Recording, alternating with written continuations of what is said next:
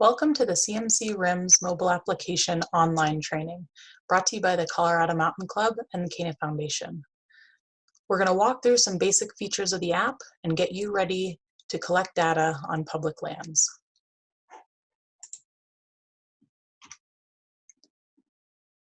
CMC launched the mobile application in 2019 to help land managers collect data on public lands and make better decisions about stewardship and land management planning.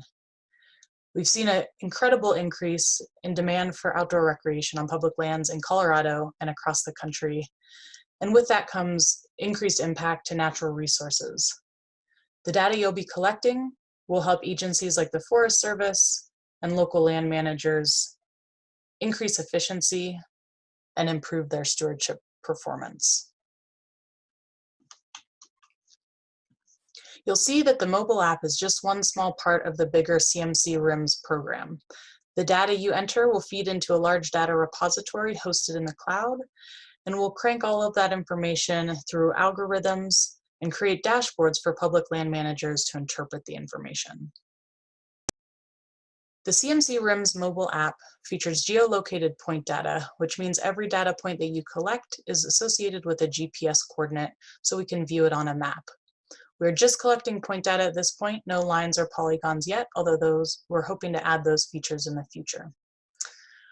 Once we grab your location, you'll enter information through a series of drop-down surveys. You'll be able to upload photos, and you can use all of these features offline. So if you're in the backcountry, you'll still be able to collect information and sync it up when you get back into service. You can also view and resurvey data that other people have entered if things have changed on the ground or there's new information to add. You'll also be able to share assessments so that you can report information directly to land managers or volunteer groups who may be able to address the issue. Starting at the app menu, if you click on the three lines in the top left-hand corner of the screen, you'll be able to open the menu and use a variety of functions from here. The first thing you'll want to fill out is your profile once you've logged into the app. And this information is kept private, but helps us understand our user base and contact you if there are any issues with the app. You can also view existing assessments that have been completed either by you or other users, clicking on any of these buttons on the left. Once you look at the list of assessments, you can sort them or show them on the map. From the main view, you can also filter assessments if you'd like to see just a certain type of assessment or certain dates or users. Once you see the assessments on your screen, you can click on an assessment and get more information, including all of the data that users have entered, as well as the photos and other information. An important component of the app is the offline functionality. We have a downloadable offline map that you can use as a base layer when you're working outside of cell service. So be sure to download that before you go into the field. You'll then see this Use Offline Map button where you can toggle back and forth as you go in and out of service. The app uses your internal GPS locator, so it should work while you're in the field, even if you don't have cell service. Some basic features from the main menu of the app include zooming to the location where you are, which shows as the little blue dot on the screen, and also the check-in functionality. This is a personal visitor use monitoring tool where you can put information about your hikes, mountain bike rides, or other recreational activities on public lands. This feature is available to all app users, whether or not they've attended the training. The main feature in the app is the monitoring feature, and this is what we'll use to complete more detailed trail assessments, camping assessments, signs and facilities inventory, and visitor use monitoring. We may be adding new modules in the future, and you'll see those here in this list when you hit the plus button to start monitoring. Some basic functions that you'll see in every module within the app include the location coordinates, which are automatically entered once you create an assessment. But you then have the option to edit those coordinates if for some reason you're not in the location where you would like the assessment to show up on the map. You can select that location on the map, or you can enter the coordinates manually. Again, the program uses your device's internal GPS locator, but it's important to make sure that your location services are enabled and allowed through the app, especially if you're using airplane mode while you're in the backcountry. You'll also be able to enter a location name in this field, and we suggest that you use a route name or number or information that is going to make sense to a land manager to identify where it is that you are. If you're testing the app, you can include the word test in that location name, and we will delete that data within a week or so. Photos are a really important component of the mobile app, and we would like to see a photo included with every assessment that you submit.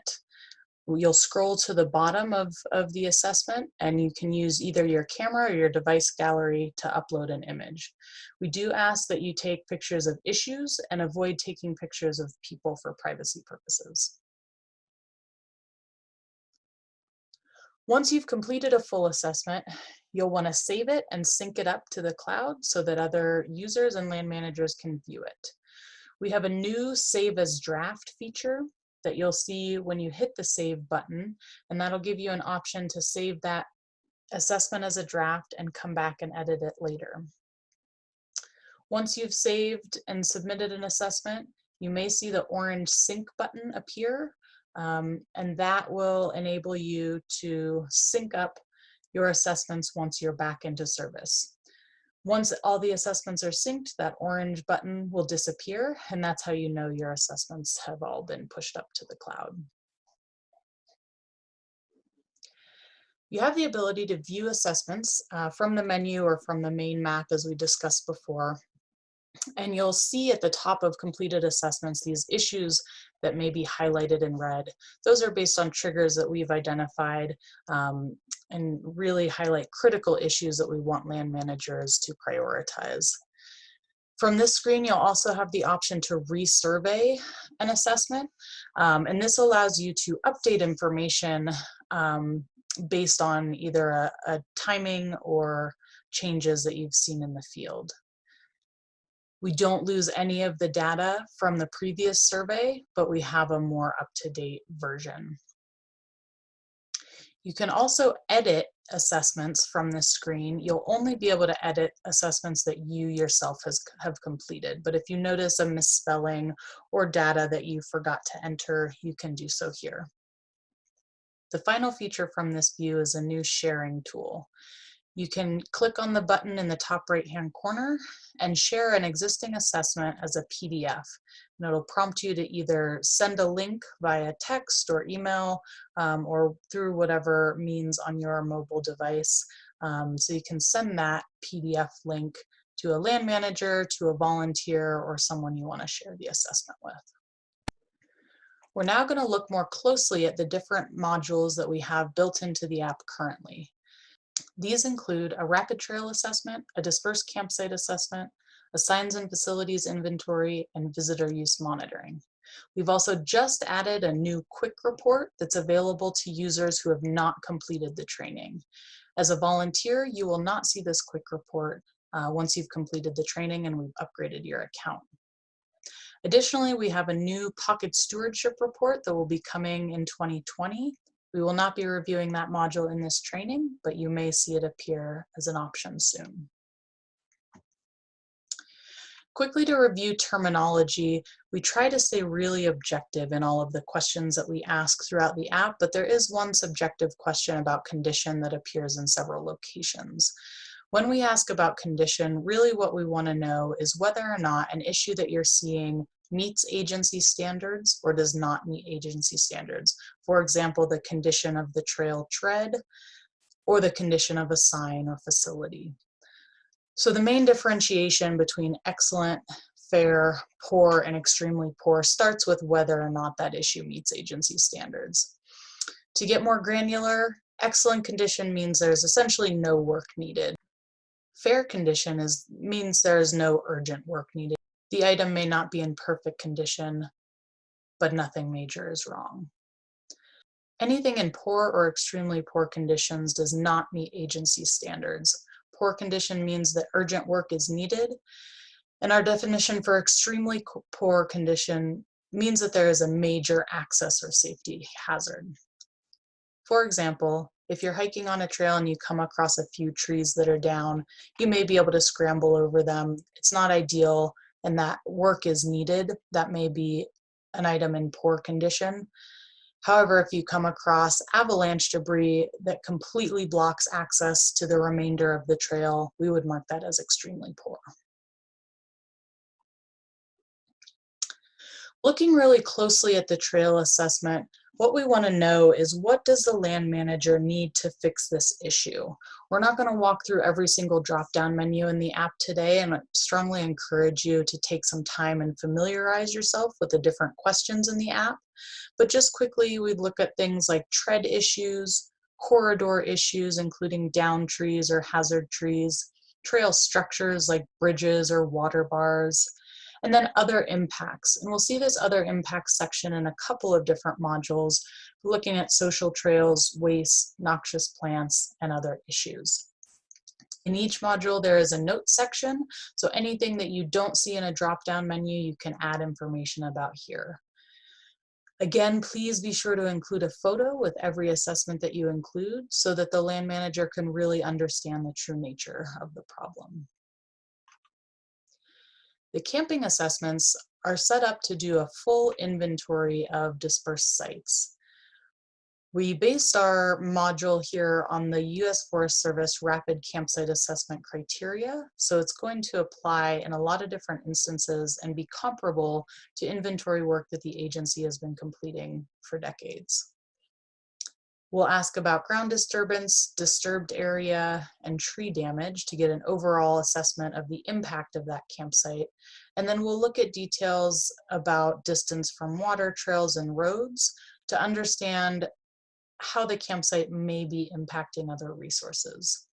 We've got questions about structures and fencing, and then again this section on other impacts like social trails and waste. Specifically with the camping assessment, we know you may come across sites that are currently occupied by campers. We ask that you please do not assess a site if it is occupied to respect the campers in that area. You can imagine if you were camping, you wouldn't want a stranger walking around taking pictures of your tents and coolers and things. So please do use caution and avoid those sites that are being utilized.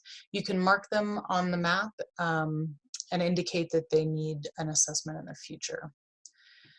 We also have a couple of questions directed towards residential use of public lands, and we ask that you again please use discretion in identifying whether there is potential residential use or presence of children in these campsite areas during school hours. We are working with social services groups to engage them and engage their services when we do get reports of sites that have possible residential use. Again, we please ask that you do not take photos of people or of their things while you're doing the campsite assessment.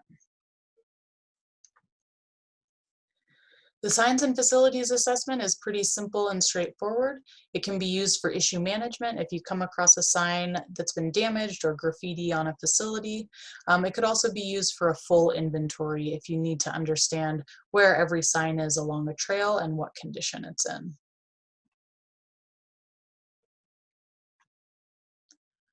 The visitor use monitoring component is also available to any user of the RIMS mobile app. And really, we're looking for observational counts of users on public lands. We have a long list of user types, including summer and winter activities, so you can note how many hikers, mountain bikers, backcountry skiers, snowmobilers, etc. you see while you're out recreating. We also have a parking component that allows you to indicate how many cars are in the lot and where overflow may or may not be happening. Again, we ask that you do not take photos of people. However, pictures can be helpful to show land managers where parking issues are occurring and that sort of thing. we want to identify a couple of additional resources that we found really helpful when using the RIMS mobile app. A couple of companion apps can be useful in troubleshooting and ensuring that you're getting good measurements while out in the field. On the left, you see the GPS test app, and that's just a great way to make sure that the GPS chip in your phone is functioning properly and getting good satellite signal while you're out in the backcountry. The GPS Fields Area Measure app on the right is a really great tool to help with both linear and area distance measuring. So instead of guesstimating the length of a social trail or the area of the campsite, you may be able to use this app to walk the distance of that trail or walk the perimeter of the campsite you're trying to measure, and it will give you a more accurate area. We also recommend that you come up with a personal data collection plan. If you're part of a group or organization, it may be helpful to work with them and work with your local land managers to understand what sort of data they're interested in. Are they wanting to get visitor use management data? Do they need campsite inventories completed or sign inventories completed? And based on that, you can come up with a personal data collection plan. Perhaps you're going to go to the same trailhead around the same time every Saturday and get a visitor use count and parking lot count for consistency. Or perhaps you're going to be an episodic user, so you only are noting issues, while you're out mountain biking or hiking. And if you come across a down tree, you'll use the app to collect that data. Either or both is fine, but we do ask you to think about that personal data collection plan. As far as feedback goes, we will be incorporating a new feature to collect feedback through the app, but in the meantime, you can always email us at conservation@cmc.org if you run into any technical issues or have feedback on improvements we could make in the app. If you haven't already downloaded and installed the CMC RIMS mobile app, you can search CMC RIMS either in the Google Play Store or the Apple Store, and you should be able to find the most recent version. Once you've completed this training, we'll need you to take a quick quiz, and that's available at cmc.org/app. Once you've completed the quiz, we'll update your account to give you volunteer status and full access to all of the monitoring features. Be sure to sign in once you've downloaded and installed the app. If you've already created an account, we'll upgrade that to volunteer status. If you haven't, you'll just need to enter your email and create a password to complete your profile information. Finally, just a few tips to improve the user experience and functionality of the app. Be sure to sync up before you go out into the field, and occasionally relaunch the app for automatic updates as we continue to make improvements. Use the companion apps that we talked about and create a personal monitoring plan so that you know what type of data you like to collect while you're out in the field. More information about the app and RIMS program overall is available at cmc.org/app.